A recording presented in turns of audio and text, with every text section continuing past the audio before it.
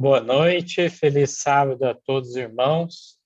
Damos início em nome de Jesus a esse estudo da Palavra de Deus e dos testemunhos, louvando a Deus com um hino neste momento.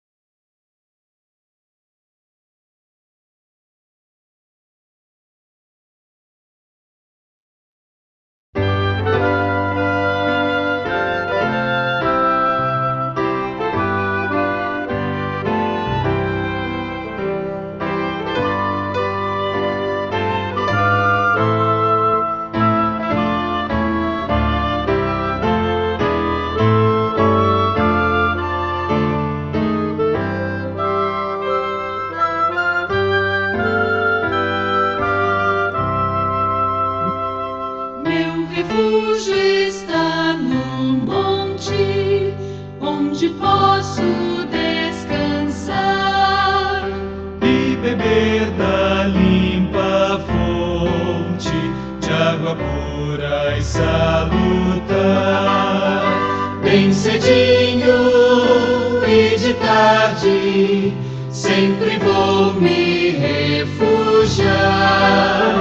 Vou subindo para o monte, a beber da limpa fonte, bem cedinho e de tarde, vou com Cristo me encontrar. Minha força está no monte, onde fico a meditar. Meu poder provém da fonte, quando estou humilde a orar. Bem cedinho e de tarde, sempre vou me refugiar. Vou subindo para o monte, a beber da limpa fonte, bem cedinho e de tarde, vou com Cristo me encontrar. Minha glória está no monte, em que Cristo padeceu, onde vejo a rubra fonte de seu sangue que verteu. Bem cedinho e de tarde, sempre vou me refugiar. Vou subindo para o monte, a beber da limpa fonte, bem cedinho e de tarde, vou com Cristo me encontrar.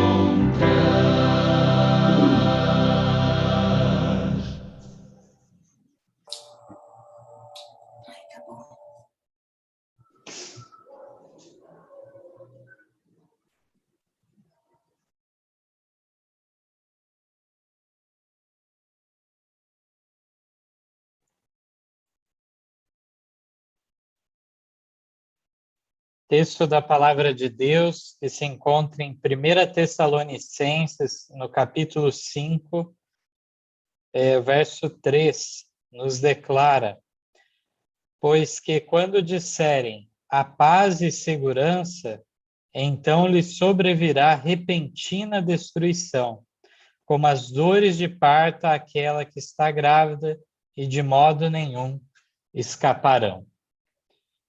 Então, em base desse texto, vamos em oração nesta hora, pedir para que o irmão Orlando Borges, meu pai, dirija a oração a Deus.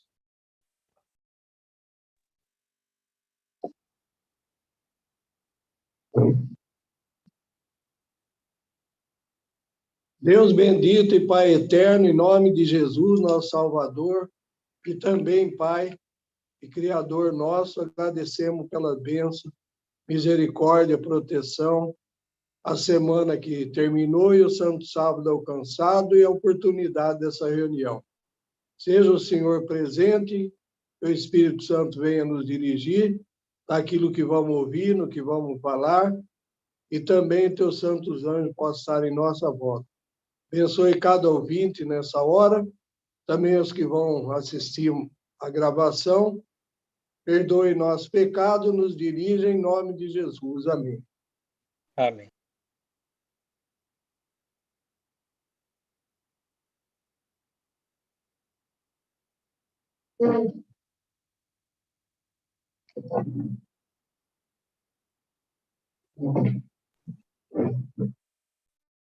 Então, estamos com a graça de Deus, mais uma vez aqui para estudar da Palavra de Deus. Já fazia um tempo que não nos encontrávamos para uma live especial dessa, e queria destacar o fato de que, para melhor aproveitamento, decidimos, então, dividir em duas partes. Este que é um assunto bem abrangente.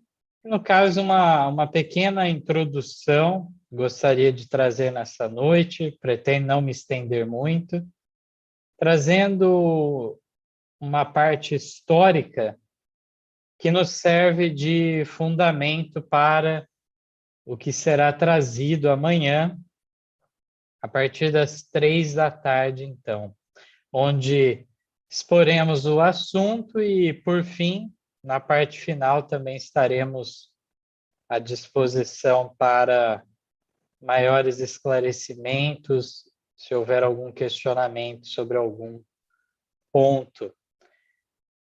Então, sem maiores delongas, irmãos, eu vou colocar aqui na tela os slides para os irmãos acompanharem este material.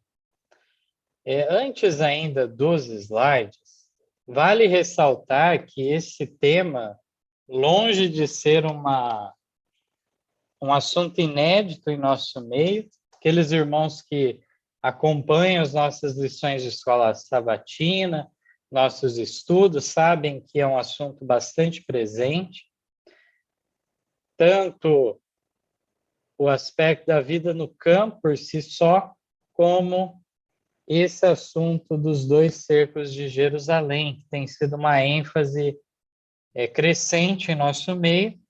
Tanto é que soltamos, então, um livreto de 32 páginas, este daqui, que está em minhas mãos, Os 2 Cercos de Jerusalém, sua aplicação profética e a relação com o decreto dominical. São 32 páginas, como falei, e hoje, amanhã, em nossos estudos, traremos um resumo de muito do que é dito aqui e alguns outros textos que não entraram nesse material, mas que gostaríamos de enfatizar alguns outros aspectos. Então, aqui, se os irmãos forem ler no início desse material, inclusive tem um testemunho histórico de Flávio Joséfo, muito relevante, muito importante, o qual, por questão de tempo, não abordaremos. Iremos diretamente para o que a Mensageira do Senhor escreveu sobre o tema. Então, a gente vai procurar trazer um resumo da maneira mais dinâmica possível e com o melhor aproveitamento, trazendo vários tópicos diferentes ao decorrer do estudo. Então, agora sim, vamos a este slide.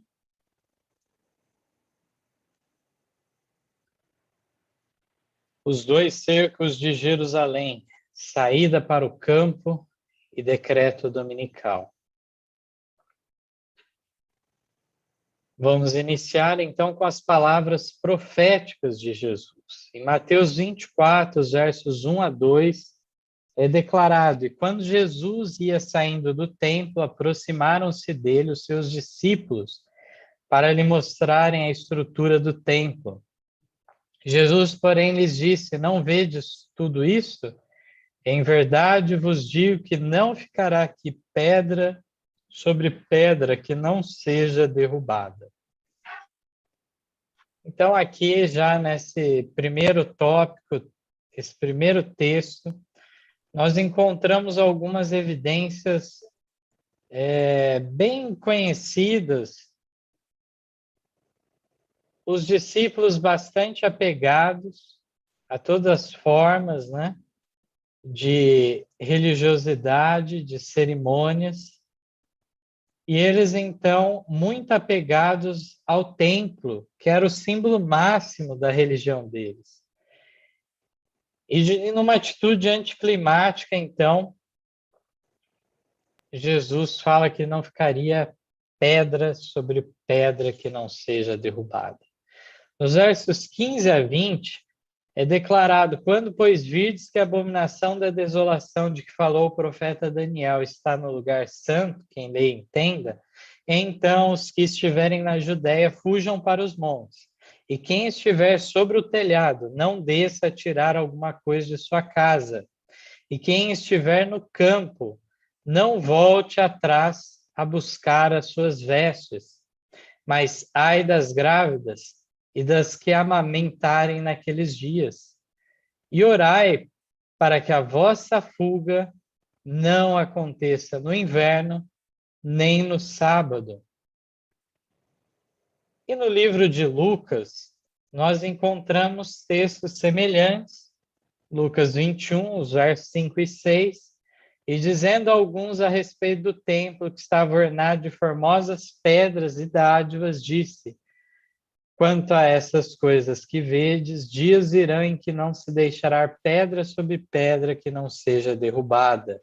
E nos versos 20 a 21, mas quando virdes Jerusalém cercada de exércitos, sabei então que é chegada a sua desolação. Então os que estiverem na Judéia fujam para os montes, os que estiverem no meio da cidade saiam, e os que nos campos não entrem nela.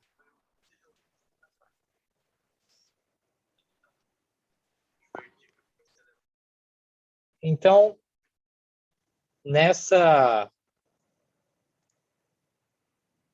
nesse texto que vimos agora, encontramos mais informações também ao dizer quando Jerusalém estiver cercada de exércitos. Fica bem clara a linguagem que é feita de maneira mais indireta em Mateus. Então, encontramos aqui nitidamente esse fato e diz que os que estivessem na Judéia deveriam fugir para os montes, os que estivessem no meio da cidade saírem, os que estiverem nos campos não entrar de volta na cidade. Então, diante desse texto bem conhecido de todos nós, fazendo parte do sermão profético de Jesus, vale ressaltar que ele, principalmente em Mateus 24, nós temos uma exposição longa, né? Encontramos Jesus tanto falando de algo imediato que ocorreria ainda naquela geração, uma advertência para aquela geração, como também incluía recomendações quanto ao tempo do fim, todos os acontecimentos que ocorreriam. E Jesus mesclou os dois eventos, de maneira que os discípulos não compreenderam completamente, não distinguiram uma coisa da outra. E diga-se de passagem, Jesus, então, dessa maneira, ele colocou, então, os discípulos numa condição de ir assimilando aos poucos aquela mensagem. Mas surge uma pergunta diante de tudo isso. De quantos cercos Jesus falou? Lemos os textos aqui de Marcos e Lucas. De quantos cercos, então, Jesus declarou, profetizou? Gostaria que meu pai, então, respondesse essa pergunta.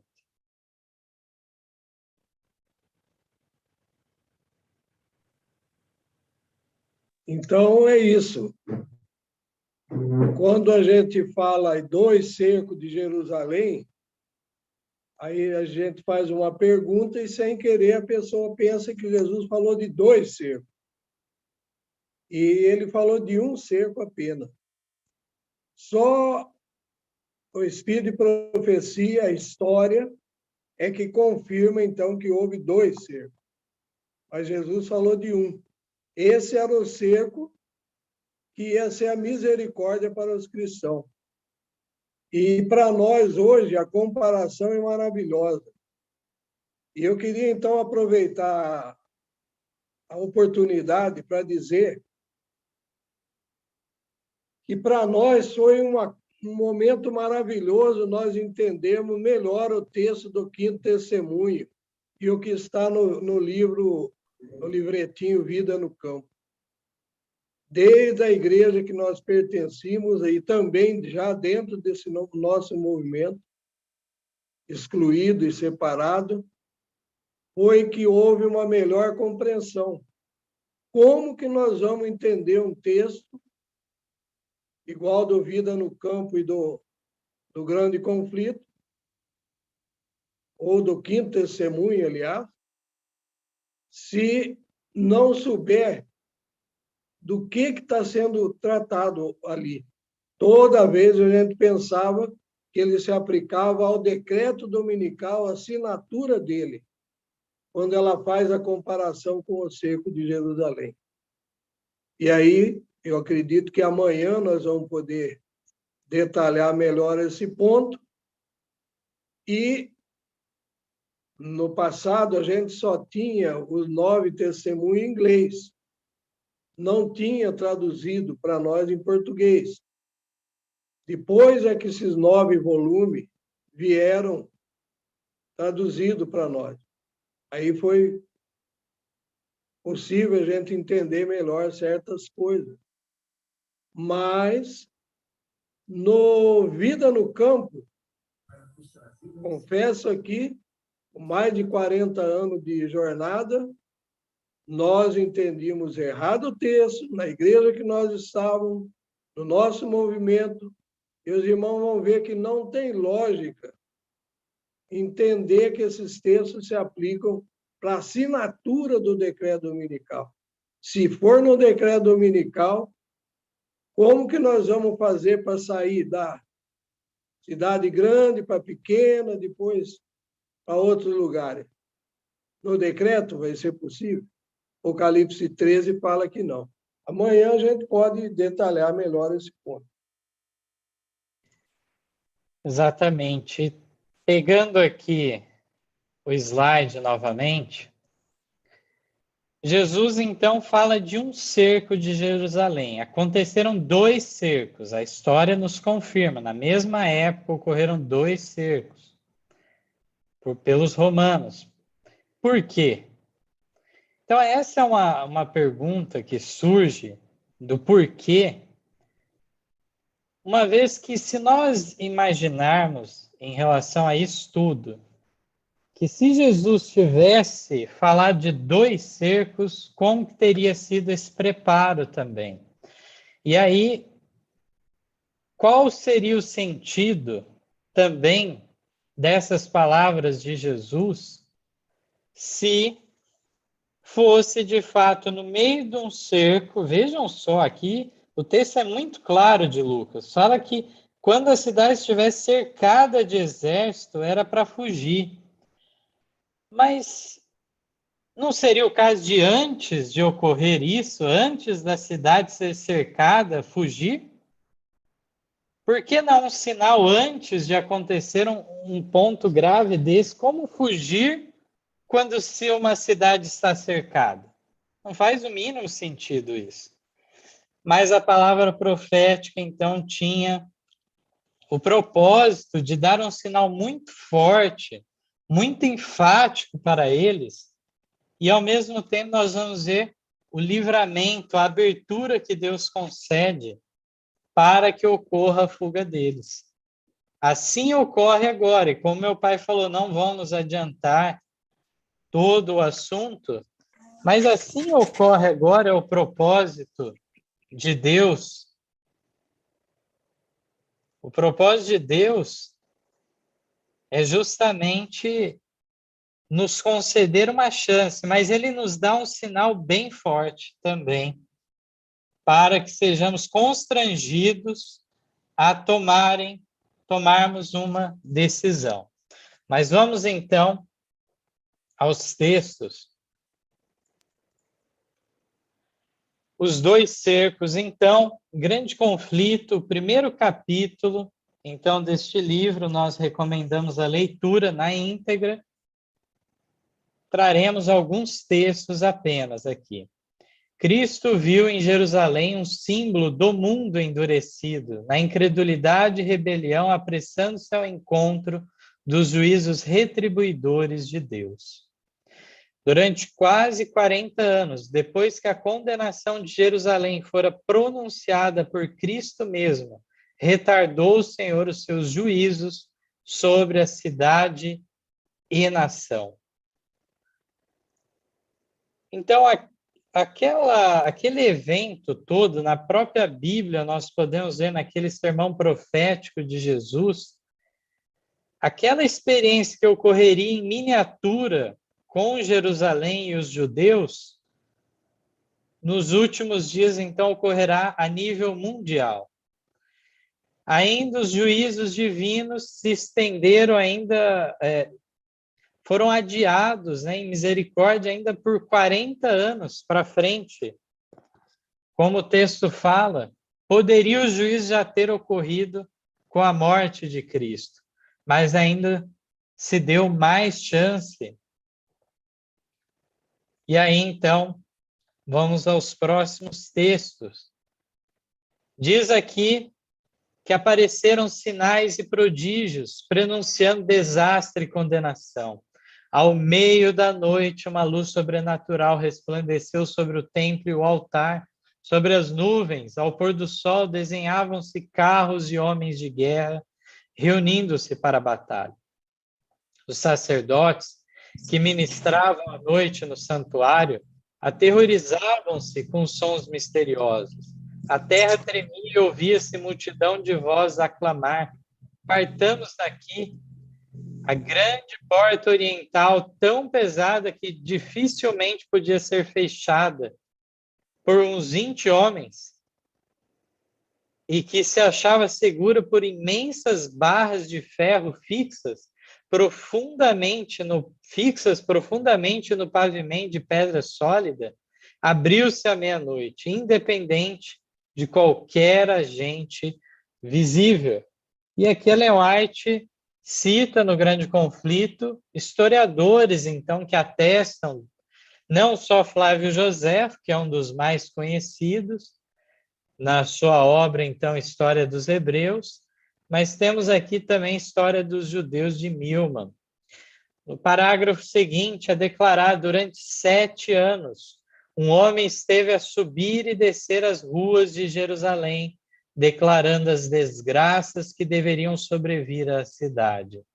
De dia e de noite cantava ele funebremente: uma voz do Oriente, uma voz do Ocidente, uma voz dos 4 ventos, uma voz contra Jerusalém, contra o templo, uma voz contra os noivos e as noivas, uma voz contra o povo. Este ser estranho foi preso e açoitado, mas nenhuma queixa lhe escapou dos lábios. Aos insultos e maus tratos respondia somente: ai, ai de Jerusalém, ai, ai dos habitantes dela. Seu clamor de aviso não cessou, senão quando foi morto no cerco que havia predito. Então, aqui é uma introdução. Já esses fatos ocorreram antes do primeiro cerco, vieram, então, durante 7 anos, fala dessa advertência desse homem, sinais nos céus, eventos sobrenaturais ocorrendo na cidade, ocorrendo no templo. Todas essas situações nós vemos ocorrer. E agora vamos entrar diretamente no primeiro cerco. no primeiro cerco, então, este ocorreu no ano 66 e foi feito pelo comandante Cécio dos romanos. Aqui diz o seguinte: nenhum cristão pereceu na destruição de Jerusalém. Cristo fizera a seus discípulos o aviso, e todos os que creram em suas palavras aguardaram o sinal prometido. Quando virdes Jerusalém cercada de exércitos, diz Jesus, sabei que é chegada a sua desolação. Então os que estiverem na Judéia fujam para os montes, os que estiverem no meio da cidade saiam. Depois que os romanos, sob Cécio, cercaram a cidade, inesperadamente abandonaram o cerco, quando tudo parecia favorável a um ataque imediato. Os sitiados, perdendo a esperança de poder resistir, estavam a ponto de se entregar, quando o general romano retirou suas forças sem a mínima razão aparente. Entretanto, a misericordiosa providência de Deus estava dirigindo os acontecimentos para o bem do seu próprio povo. O sinal prometido fora dado aos cristãos expectantes e agora se proporcionou a todos a oportunidade para obedecer ao aviso do Salvador. Os acontecimentos foram encaminhados de tal maneira que nem judeus nem romanos impediram a fuga dos cristãos. Com a retirada de Cécio, os judeus, fazendo uma surtida de Jerusalém, foram em encalço de seu exército, que se afastava. E enquanto ambas as forças estavam assim completamente empenhadas em luta, os cristãos tiveram ensejo de deixar a cidade. Nesta ocasião, o território também se havia desembaraçado de inimigos, que poderiam ter se esforçado para lhes interceptar a passagem. Na ocasião do cerco, os judeus estavam reunidos em Jerusalém para celebrar a festa dos tabernáculos, e assim os cristãos em todo o país puderam escapar sem ser molestados. Imediatamente fugiram para um lugar de segurança, a cidade de Pela, na terra de Pérea, além do Jordão. Então, eu queria fazer algumas observações em relação a esse texto. Já era no ano 66, mais ao final deste ano, uma vez que era por ocasião da festa dos tabernáculos, e ocorre, então, que a palavra inspirada diz que nenhum cristão pereceu nessa destruição de Jerusalém, porque deram ouvido às palavras de Cristo. Cécio, então, cercou, ele tinha tudo para, naquele momento, já tomar a cidade, e, no entanto, não entendendo que a situação estava vantajosa para o seu lado, ele inesperadamente desarma esse cerco e recua, então, bate em retirada, e aí, inclusive, os judeus saíram em encalço, pegando aqueles soldados que estavam na retaguarda e procurando, então, causar dano ao exército romano. Aqui o texto nos fala que o sinal prometido fora dado aos cristãos expectantes e agora se proporcionou a todos oportunidade para obedecer ao aviso do Salvador. E aí é dito que o caminho, esse trajeto, então, estava desimpedido tanto de judeus como de romanos, uma vez que os dois estavam envolvidos, os dois exércitos envolvidos em guerra. Então, nós encontramos de maneira clara nesse texto o cumprimento das palavras de Cristo e a obediência daqueles cristãos a esse mandato divino. Meu pai gostaria, então, de comentar nesse momento. Lembrando que no grande conflito é-nos orientado pela providência de Deus que eles, lá dentro de Jerusalém, além de receber esse aviso, do lado da igreja judaica, do lado da igreja da profecia, os sacerdotes pagaram falsos profetas para predizer que as palavras de Jesus e dos discípulos eram uma mentira. E esses falsos profetas diziam que Jerusalém estava segura, que nada iria acontecer. E qual não foi a surpresa que veio os testes, conforme já foi lido, né? De uma maneira inexplicável. Quando os judeus já estavam a ponto de se entregar, Mateus já explicou, ele não estava sabendo disso daí. Possivelmente ele foi ajudar um outro exército em outro lugar, mas foi de uma forma miraculosa que ele se afasta. Aí os judeus falam, nós estamos em vantagem, e vão atrás dos romanos e atacam eles pela retaguarda. E causam um dano muito grande para o exército romano. Então, esses falsos profetas, os sacerdotes, estavam agora com a razão. Cadê? Cadê? Nós somos vitoriosos, o que Jesus falou e o que os discípulos pregam é uma mentira. Era isso que era o caso. E aquele homem, conforme já foi lido, então, acabou morrendo no cerco, no segundo. Por quê? Porque ele tinha sido preso. E preso não tinha jeito de ele escapar, e aí finalmente ele foi morto. Mas ele também deu o aviso. Queria ressaltar esse texto que meu pai trouxe à baila. É um texto muito significativo, falando dos falsos profetas. Vamos colocar aqui na tela para analisarmos. Na página 29, então, do Grande Conflito, lá no primeiro capítulo do livro, diz que, a fim de estabelecer mais firmemente seu poder, subornaram profetas falsos para proclamar, mesmo enquanto as legiões romanas estavam sitiando o templo, que o povo devia aguardar o livramento de Deus. Afinal, as multidões apegaram-se firmemente à crença de que o Altíssimo interviria para a derrota de seus adversários.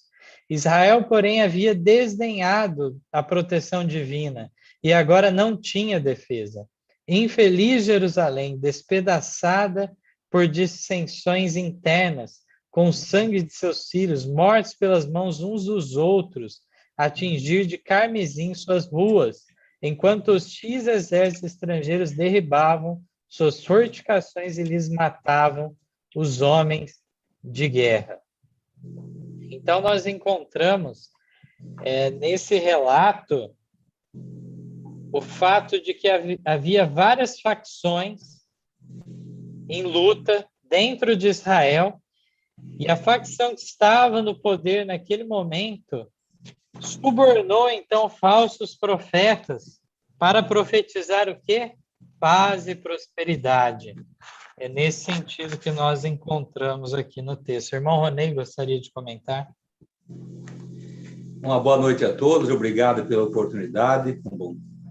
E esse texto que foi trazido por último agora, ele mostra a necessidade da sinceridade e da honestidade em nós apresentarmos a palavra de Deus. Vejamos bem que, segundo esse texto aí, vejamos bem que eles subornaram falsos profetas, a qual eles profetizaram a respeito de prosperidade, e sem darem atenção à mensagem, sem perceberem a mensagem que Deus já havia dado a respeito do sitiamento daquela cidade, quando esta fosse, então, sitiada, que era o sinal. Então, ao recuo dos exércitos, a qual eles não sabiam qual era a razão, aparentemente, o suborno que eles haviam feito a esses falsos profetas estavam tendo o seu cumprimento. Vejamos bem o risco que, muitas vezes, nós vemos todas as denominações ao qual se embasam dentro de um falso ensinamento. não está fundamentado na rocha. Então, nós vemos que nessa aplicação aí, a qual houve suborno, e houve uma aparente retirada de Sérgio, não houve, na verdade, uma retirada, e como o irmão Orlando citou aí, reforçando a tese, eles então foram ao encalço dos inimigos e ainda na retaguarda ali causaram grandes danos, né? Então, da mesma maneira, eu quero trazer hoje, quando nós pegamos a palavra de Deus e de maneiras a subornamos o texto, damos uma interpretação errônea àquele texto para dar vazão à justificativa da tese que temos, Deus não olha isso com bons olhos. Isso é errado. Muito embora, já nessa ocasião, o suborno era praxe. Anterior a isso, nós vemos a história, o relato de que ali a soldadesca romana é subornada para dizer que eram discípulos. Depois, mais anteriormente, ainda lá atrás, nós vemos os filhos do profeta Eli, do sacerdote Eli, então também receberam suborno para inocentar culpados, né, e condenar inocentes. Então, essa prática pecaminosa ainda pode estar em nossos dias, mas agora de uma maneira como? De uma maneira em que peguem as razões escriturísticas, pegam a parte doutrinária, a parte profética e encaminham para uma interpretação que não é embasada na palavra de Deus, e o povo pode perecer dentro da própria cidade, tal qual foi a experiência aí daqueles que não atenderam o chamado a respeito daquilo que Cristo havia dito. Obrigado. Então, vamos mais adiante aqui nos slides, agora entrando já no segundo cerco. O cerco de Tito, que ocorre, então, no ano 70, 3 anos e meio depois, ocorre a destruição final daquela cidade. Aqui trazendo um resumo, né, desse tema que é bem desenvolvido no capítulo, Tito, de boa vontade, teria posto termo à terrível cena, poupando assim a Jerusalém da medida completa de sua condenação. Então, aqui é importante destacar como que veio a se cumprir aquele fato. Estava profetizado que não ficaria pedra sobre pedra, mas aqui diz que Tito não tinha o desejo de destruir. Aqui diz que ele se enchia de terror ao ver os corpos jazendo aos montes, nos vales, como alguém que estivesse em êxtase e olhava ele do cimo do Monte das Oliveiras ao templo magnificente, e deu ordem para que nenhuma de suas pedras fosse tocada. Antes de tentar ganhar posse dessa fortaleza, fez ardente apelo aos chefes judeus para não o forçarem a profanar com sangue o lugar sagrado. Se saíssem e combatessem outro local, nenhum romano violaria a santidade do templo. O próprio José, com apelo eloquentíssimo, suplicou que se rendessem para se salvarem a si, a sua cidade, seu lugar de culto. Suas palavras, porém, foram respondidas com pragas amargas. Lançaram-se dardos contra ele, que era seu último mediador humano. Enquanto persistia em estar com eles. Os judeus haviam rejeitado os rogos do Filho de Deus, e agora as advertências e rogos apenas os tornavam mais decididos a resistir até o último ponto. Nulos foram os esforços de Tito para salvar o templo. Alguém maior do que ele declarara que não ficaria pedra sobre pedra. Depois da destruição do templo, a cidade inteira logo caiu nas mãos dos romanos. Tanto a cidade como o templo foram arrasados até os fundamentos, e o terreno em que se erguia a casa sagrada foi lavrado como um campo. É impressionante nós vermos o propósito que tinha o general Tito e o que aconteceu. Em relação a José, foi feita até aqui a pergunta sobre por que ele não escapou, né?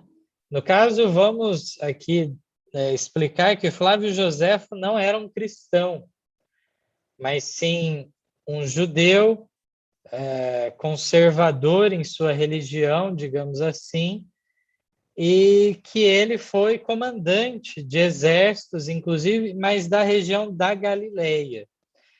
Então, antes desse fato, no ano 70, ocorre o fato da tomada daquela região da Galileia. Ele e alguns outros soldados ficam presos numa caverna e eles, então, com um tipo de honradez equivocada, achavam que não podiam cair nas mãos dos pagãos e então iriam se suicidar, digamos assim. Mas como o suicídio é algo complicado religiosamente, o companheiro ao lado deveria matar e assim subsequentemente, até que todos que estavam lá naquela caverna dessem cabo de sua vida. Mas claro que isso, então, Joséfo não tinha condições de se colocar completamente contra essa ideia. Eles não tinham, nem passava pela cabeça cair nas mãos dos romanos, com um zelo, então, equivocado, que vinha já da época dos Macabeus, 200 anos antes de Cristo. E aí, Joséfo ficou ele e um outro companheiro. E aí, sim, os dois conseguiram entrar em acordo, né, e se entregaram às autoridades romanas, ele e o seu companheiro, e então Flávio Joséfo foi ganhando a confiança de Tito e serviu a ele, e intercedeu em favor dos seus compatriotas, o qual tentaram até matá-lo naquele apelo diante dos portões dos muros de Jerusalém. Então, Joséfo é alguém que registrou também o surgimento de Jesus de Nazaré, do cristianismo, uma série de fatos históricos ele relata em primeira mão. É bem interessante, então, esse aspecto. E ele escreve também sobre histórias bíblicas em suas obras. Mas ele foi testemunho ocular, então, de todos esses fatos que ocorreram nesta época. Meu pai gostaria de comentar. A gente gosta muito de livro, né? E nós temos esse livro. Então, quem deseja, pode, pois, procurar com o Mateus, né? Tem uma editora que soltou esse livro, A História dos Hebreus, de Joséfo, Flávio Joséfo. É um livro bem grosso, que narra os acontecimentos da época. São poucos historiadores, né? Então, aqui a gente vê o Milman, que a irmã White cita, e agora ela acaba de citar o Joséfo também na história, né? E aí nós vemos Tito não queria destruir o templo, não queria fazer dano, ele estava em êxtase, vendo os mortos nos vales, né? E ele agora implorou para eles: saia para fora, para um outro lugar para a gente pelejar, que eu não quero profanar o templo de vocês, que é sagrado. E eles, então, endureceram mais ainda, né? Porque fizeram ataques de dentro do templo, inclusive, do pátio do templo. Isso é importante lembrar, né? Faziam ataques. Sempre eles atacavam os romanos. Aí que foi a desgraça deles. Então, realmente, ocorreu toda essa situação, começaram a fazer um ataque surpresa em determinado momento, uma vez que o templo ficava próximo ao muro, e aí, então, atacaram os romanos e agora os soldados romanos foram com toda a fúria contra eles. E mesmo aquele centurião que controlava os soldados não conseguiu controlar, irmão White comenta, e saíram numa fúria animalesca e entraram e profanaram o templo e foi sangue jorrando, então, por todo aquele local e ainda mais viram ainda as riquezas que haviam no templo, o ouro e tudo mais. Uma tocha, então, de repente, começa a consumir lá dentro, então, do templo, e assim foi sendo destruído o templo, construído, então, por Herodes o Grande, aquele da época do nascimento de Cristo. Tinha sido aquele que tinha sido construído essa obra monumental com pedras de mármore e tudo mais, algo riquíssimo, então, que era impressionante para a época, diante de todos. E agora, diante desse breve relato que nós trouxemos sobre esse episódio, como falamos, no capítulo 1 do Grande Conflito, o nome é Predito o Destino do Mundo, encontra-se detalhes e a comparação que Ellen White faz entre este fato em miniatura em Jerusalém e o que ocorrerá por fim no mundo inteiro. Mas existe uma advertência específica que vai nos ligar ao assunto proposto, do qual vamos se aprofundar amanhã. Isso se dá por conta de um texto específico da pena inspirada de Ellen White. Esse texto foi escrito em 1885 e, tal como meu pai comentou, é um dos textos talvez mais mal compreendidos do Adventismo, uma vez que sempre serviu de razão para justificar um adiamento para o preparo. Na realidade, no próprio livro Vida no Campo, está lá no capítulo final, o último texto, fala que é um sinal para a fuga, uma fuga de emergência no conflito final. E é esse mal entendido que nós procuramos dissolver, uma vez que não é na crise final, o que não faria sentido, mas vamos ao texto, então, analisá-lo aqui. Quinto Testemunho para a Igreja, página 464, 465, uma advertência profética para os adventistas em 1885. Não é tempo agora de o povo de Deus estar fixando suas afeições ou entesourando neste mundo. Não está muito distante o tempo em que, como os antigos discípulos, seremos forçados a buscar refúgio em lugares desolados e solitários. Como o cerco de Jerusalém pelos exércitos romanos era o sinal de fuga para os cristãos judeus, assim o arrogar-se a nossa nação o poder para decretar obrigatório dia de repouso papal será uma advertência para nós. Será então tempo de deixar as grandes cidades, passo preparatório para sair das menores, para lares retirados, em lugares solitários entre as montanhas. E agora, em vez de buscarmos dispendiosas moradas aqui, devemos estar nos preparando para mudar-nos para um país melhor, isto é, o celestial. Em vez de gastar nosso dinheiro em nos comprazer a nós mesmos, cumpre-nos estudar a maneira de economizar. Esse texto, então, faz uma associação direta, como o cerco de Jerusalém foi um sinal de fuga para os cristãos judeus, assim, aí vem uma comparação. O arrogar-se nossa nação o poder para decretar obrigatório dia de repouso papal, ou seja, o domingo, será uma advertência para nós.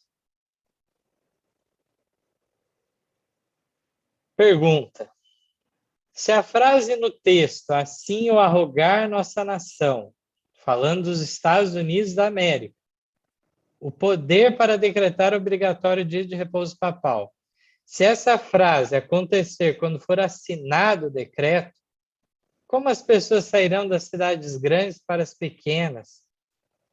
E aí depois, mais adiante ainda, ir para lugares mais retirados. E Apocalipse 13 relata que quem não tiver o sinal da besta não vai poder fazer transações financeiras. O texto é bem claro em fazer a aplicação profética, mas de qual cerco que o texto está falando? Do primeiro ou do segundo cerco? Para os cristãos do primeiro século de nossa era, o sinal foi o cerco de Cécio, que foi desfeito de forma surpreendente. O Senhor também providenciou o caminho livre de judeus e romanos. Aqueles que ficaram na cidade até o cerco de Tito não tiveram uma segunda oportunidade.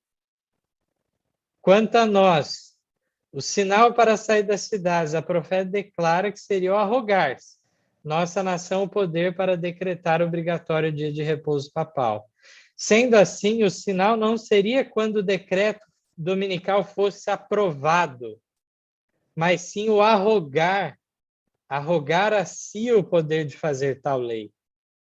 Arrogar-se, e a palavra no original é assumption, que é um termo bem específico, mas que é mais claro ainda no original, significa então ter a presunção de tomar tal poder para si.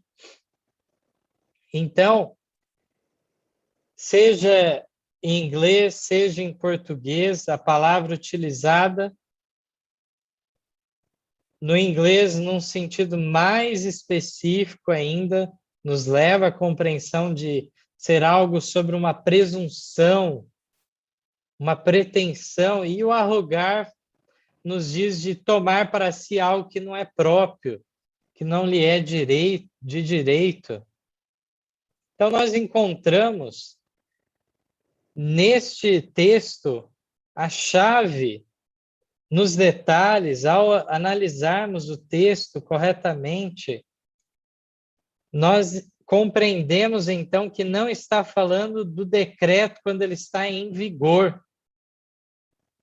Como que seria um preparo nesta época, debaixo da crise final? Um preparo que envolveria passos ainda.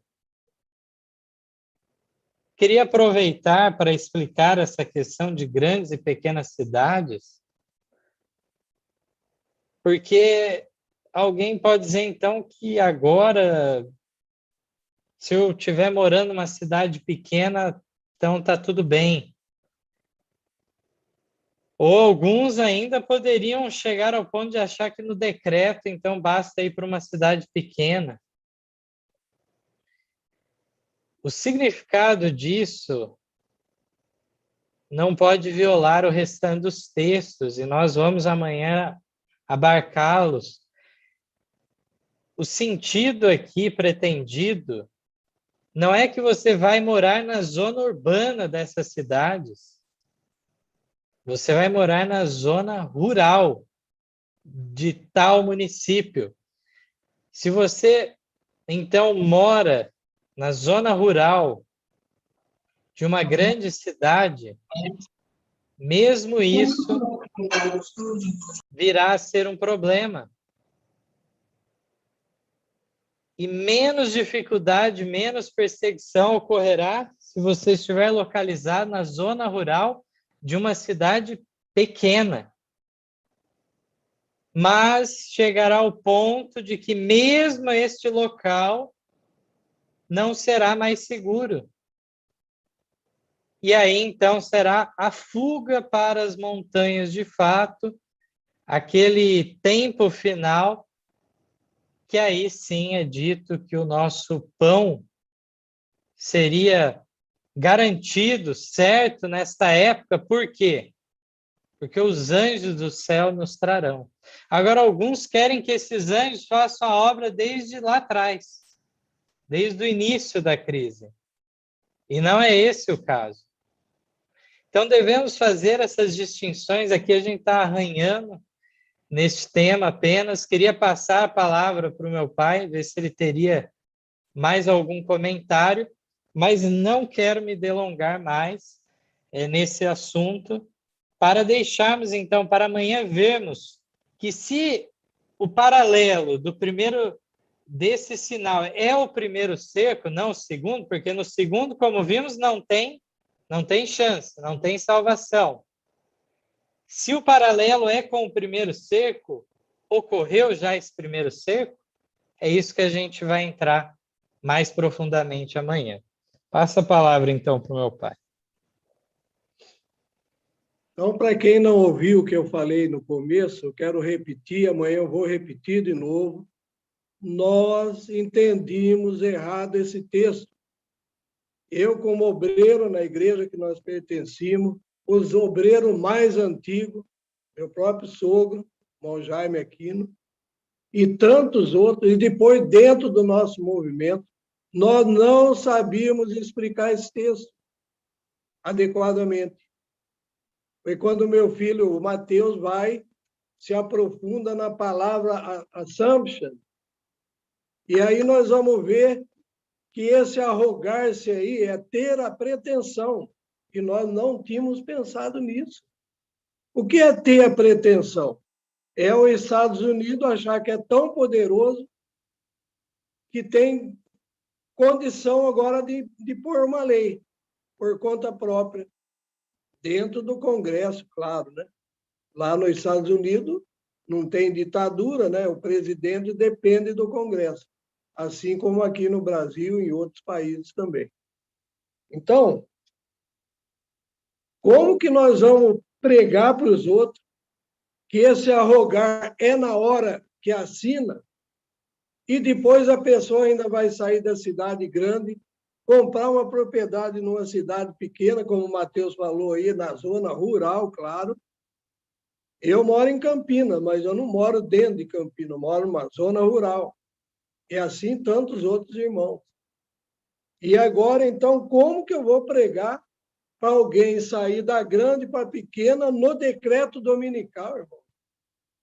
É isso que levou o comodismo dentro da igreja que nós estávamos, dentro do adventismo. Por isso que eu reclamei outro dia num culto, esse folheto, os 2 cercos, que o Mateus mostrou logo no começo, falando dos 2 cercos de Jerusalém, em comparação com a saída da cidade, não está sendo levado a sério. Foi distribuído em grande quantidade. Como eu reclamei outro dia, alguns chegaram até a metade, mas é muita coisa para ler. Ali tem a história de Flávio José, irmão. Quem não tem o livro, tem um pedaço do livro dele contando ali. Todos os acontecimentos da época. Tem mais texto do irmão White contando os detalhes, como foi o cerco, o primeiro e o segundo. Então, 32 páginas custa. Não é porque a gente quer ser o sábio de Babilônia, mas louvamos a Deus, porque lá no primeiro escrito diz assim, todos os diferentes grupos do advento, todos eles têm um pouco de verdade. Mas Deus, quando quer entregar uma verdade nova, uma nova luz, ele entrega a seus filhos, que eles estão sendo preparados para os últimos dias. Aí alguém pode falar, mas é muita pretensão sua, achar que Deus está revelando só para vocês, né? Eu louvo a Deus por isso. Deus nos revelou muita coisa. O assunto de Melquisedeque, irmão, nós não entendíamos também. E na dificuldade que nós passamos quando fomos excluídos, aí nós somos obrigados a forçar, estudar melhor os textos e aí entender o que significa o estudo do sacerdócio de Melquisedeque e agora esse assunto do cerco. Então, Mateus falou uma coisa no começo, eu queria esticar uma palavra a mais do que ele disse.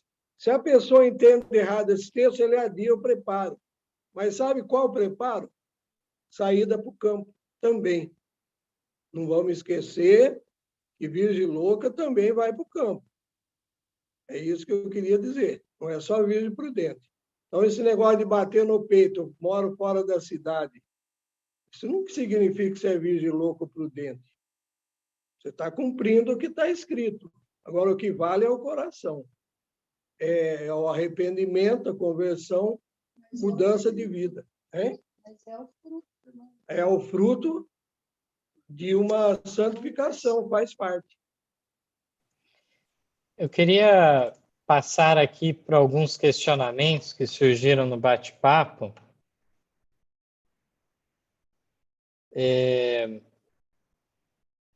Gostaria de trazer algumas mensagens, e só ressaltando ainda em relação ao texto, né? Amanhã podemos comentá-lo ainda também, mas o texto fala do arrogar à nação, os Estados Unidos, falando aqui no texto, o poder para decretar. Então, não é decretar em si, mas achar que está no direito de realizar tal coisa.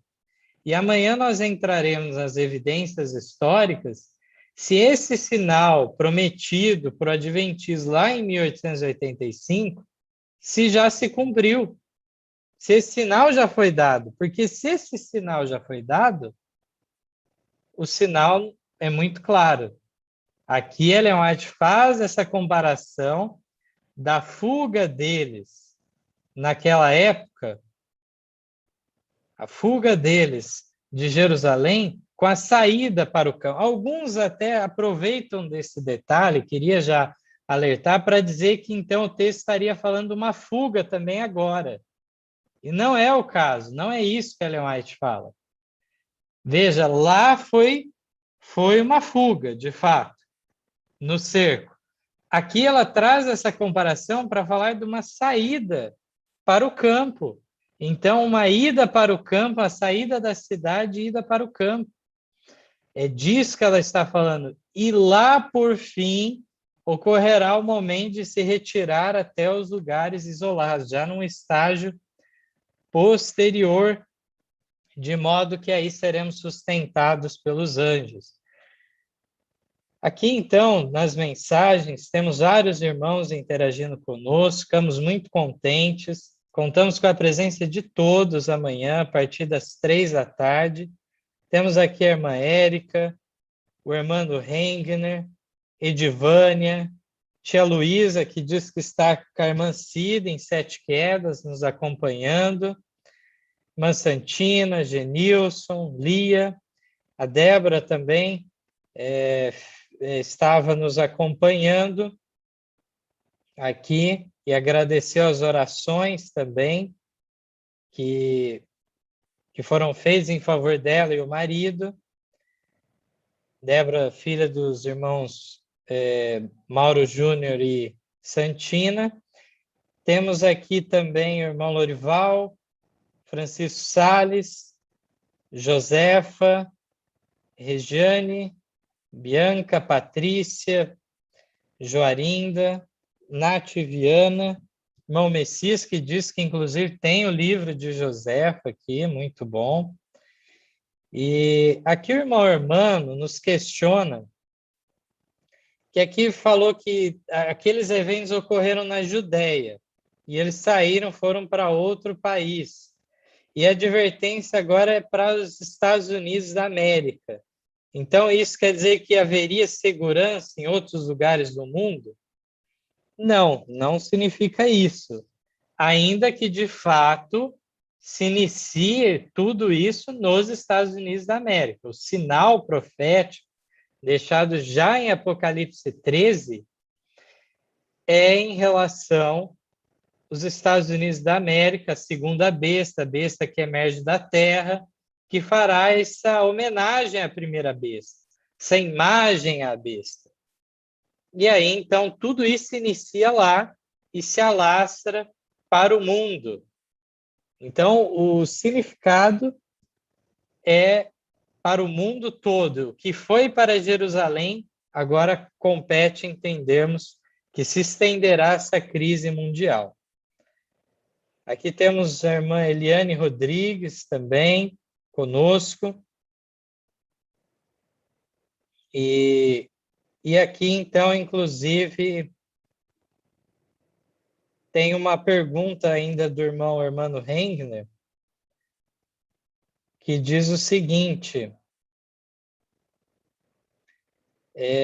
como ficaria, então, a pregação do Evangelho Isso nós vamos entrar em maiores detalhes amanhã sobre isso, mas se meu pai tiver algum comentário nesse ponto para fazer nesta hora, também poderia trazer aí uma resposta para o irmão aqui. E temos aqui pedidos, inclusive, de outros estudos, né, sobre o sábado, sobre o casamento aqui. Sempre estamos procurando trazer assuntos novos, estudos, né? E vamos trazer sempre, e já temos, né, inclusive, em nosso canal, um estudo sobre o casamento na Bíblia e também nos testemunhos. São 2 vídeos sobre esse tema muito importante também. Aconselhamos a procurarem na playlist de estudos especiais do nosso canal Movimento Adventista. Passo a palavra, então, para o meu pai, irmão Orlando Borges.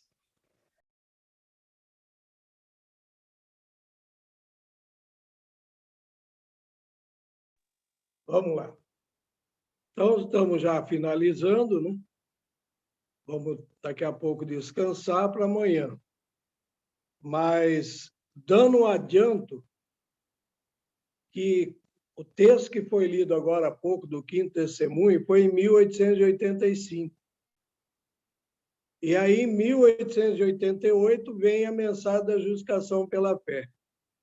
E, ao mesmo tempo, nós vamos esmiuçar mais amanhã, estava no Congresso norte-americano, principalmente no Senado, já para ser aprovado o decreto dominical. E aí nós vamos ver também que, de uma forma miraculosa, foi também retirado o decreto, o que haveria de ser o decreto, o estudo da lei para pôr o domingo como dia de guarda nacional. Foi retirado também. E isso também está, a irmã White explica, e tem história disso daí. Agora nós temos um livro que conta o acontecimento do encontro de Alonso Jones com o senador Blair na comissão do Congresso norte-americano para combater o assunto do decreto dominical. Então, queria deixar claro também, baseado na pergunta que foi feita, que o selamento se dá no céu numa hora que nós não sabemos, na vinda como ladrão. Isso se dá antes do decreto dominical. Do decreto dominical em diante, vem uma separação de virgem louca e virgem prudente. Aí, então, a igreja purificada recebe o poder da chuva serôdia, o poder do Espírito Santo. E é dessa maneira, então, que o evangelho vai ser levado a todo mundo. Tem mais detalhes sobre isso, né? Como que será pregado, muitos vão ser presos. Também, possivelmente, alguns pregadores, né? E vão ter que dar testemunho diante de Assembleia Legislativa, diante de Judiciário, e assim por diante. Mas a igreja já deveria, numa época dessas, já estar morando fora, no campo, e tendo condição de ter alimento para suportar o decreto, que não vai poder comprar nem vender. Muito bem. Agradeço a participação de todos, a oportunidade que Deus nos concede de trazer esses temas de solene importância para os nossos dias, advertências que atingem a cada um de nós para melhor se preparar para os eventos finais da história terrestre. Uma vez que aqui, como falamos, existe uma série de coisas que vão se somando em favor, então, de um preparo espiritual que envolve também estar num ambiente favorável, estar numa alimentação, então, que nos auxilie na comunhão com Deus, darmos testemunho através do nosso vestuário e tudo mais. Tudo está envolvido na fé do cristão. O cristão, ele dá testemunho em todas as áreas de sua vida. É um testemunho falho sempre. Não pensem que deste lado, então, da eternidade, haverá pessoas perfeitas. Mas pessoas, então, que não buscarão desculpas para o pecado, não buscarão, então, estar numa condição de saber o quanto podem avançar o limite, pecar o máximo que puder, algo que, então, me coloque ainda no céu. Mas buscarão saber de Deus qual é a sua vontade e amorosamente seguir os seus propósitos, segundo a condição de cada um, segundo, então, a luz que iluminou a mente, a consciência de cada pessoa. Alguns estão mais adiantados em sua experiência religiosa, outros ainda estão nos primeiros passos da sua carreira cristã. No entanto, devemos dar uma mensagem clara em relação a qual é a vontade de Deus. E amanhã, se Deus permitir, estaremos aqui de volta para adentrar neste tema de maneira séria, equilibrada, ponderada, trazendo todos os textos, evidências, para formar, então, uma imagem clara do que Deus pede de nós e, de fato, se estamos à altura ou não, independentemente do que notarmos, ao nos depararmos com esse assunto, possamos sentir o desejo de se colocar em posição de humildade, de humilhação diante de Deus, reconhecer os defeitos, as dificuldades e avançar, então, para a concretização, deixar os planos acanhados e egoístas, reconhecer que há uma obra de maior magnitude a ser realizada.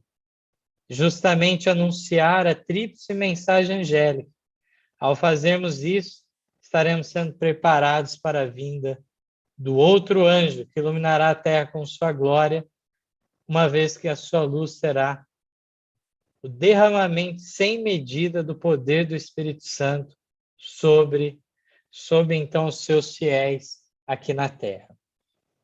Vamos concluir então esta reunião com mais um hino em louvor a Deus.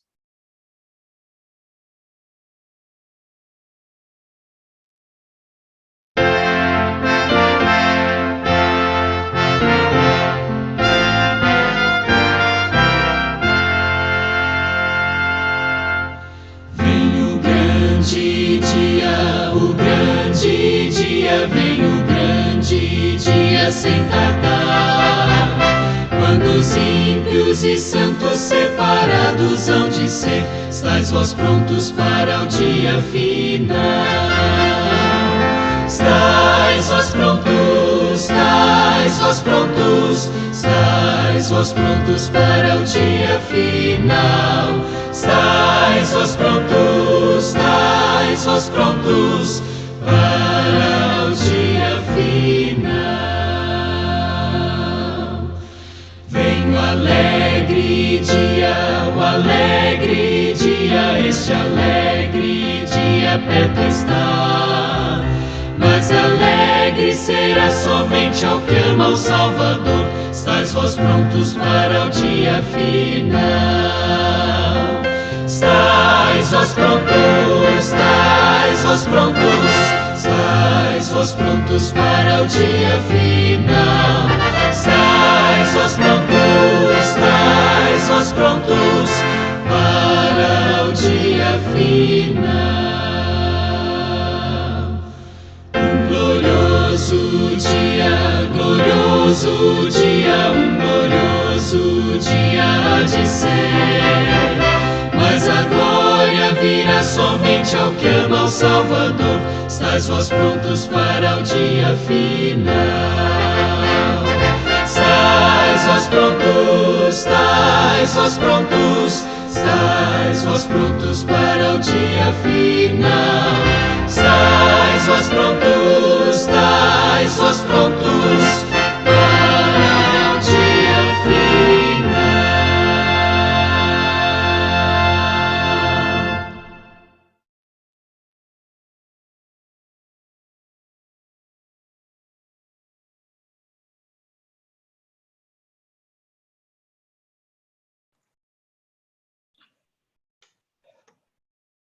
Gostaria de pedir, então, que a irmã Maria Helena dirigisse a oração para nós.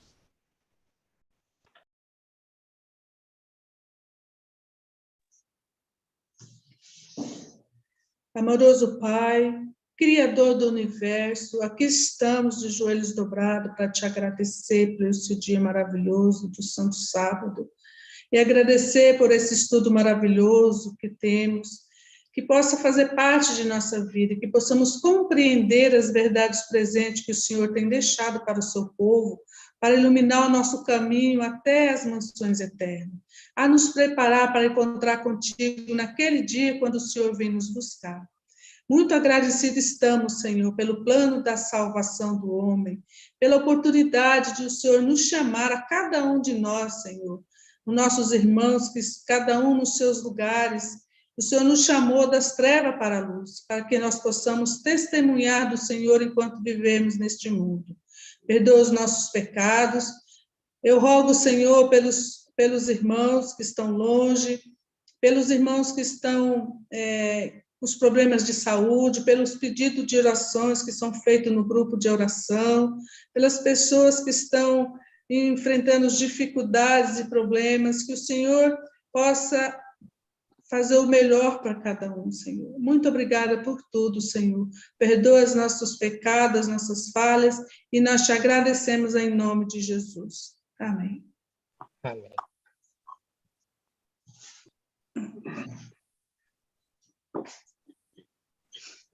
Concluímos assim este culto, esse estudo da Palavra de Deus, que a bênção e a paz estejam com todos. Amém. Uma boa noite a todos os irmãos, bom descanso, e amanhã, então, às 15h, nos encontramos.